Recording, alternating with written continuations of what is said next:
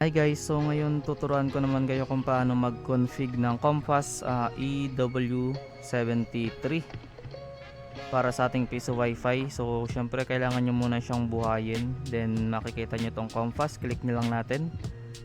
Tapos meron siyang magpo-prompt na sign into network, magpo-prompt siya sa kanyang sign in. Yan. So pero pag hindi yan lumitaw, ang gagawin nyo, pupunta kayo muna sa Chrome, tapos isa-set natin yung default IP ni Compass. So punta muna tayo sa Chrome. Ayan. Then isa-search nyo lang yung 192.168.10.1. Yan yung default IP ni Compass. Then sa password, admin lang, then enter. Ayan, so may makikita kayo dyan na setup ni Compass, pwedeng router, pwedeng bridge, pwedeng access point at repeater. Pero bago yan, syempre punta muna tayo sa system para ma-change natin yung password.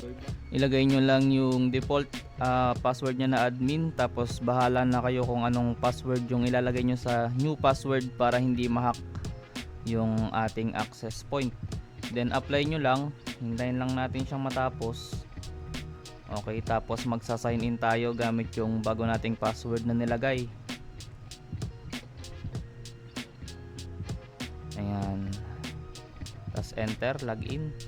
Ayan, so nakapasok na tayo sa dashboard ng ating Compass. Makikita nyo dyan lahat ng details.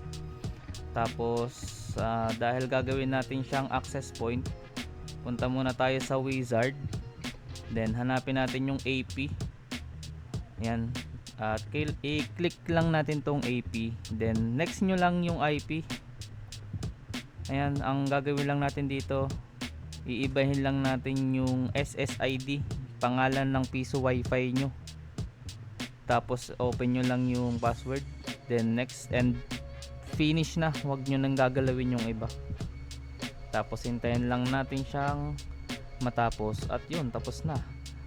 Then sa mga nagtatanong pala, baka hindi nila ma-open yung 192.168.10.1, minsan kasi hindi siya lumilitaw.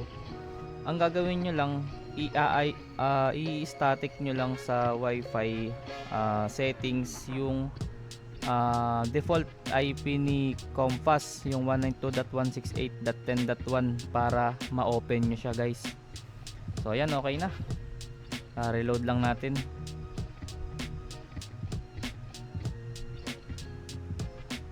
At hintayin natin, ayun, lumitaw na. So pwede na yan, isalpak nyo na sa piso wifi nyo yan guys.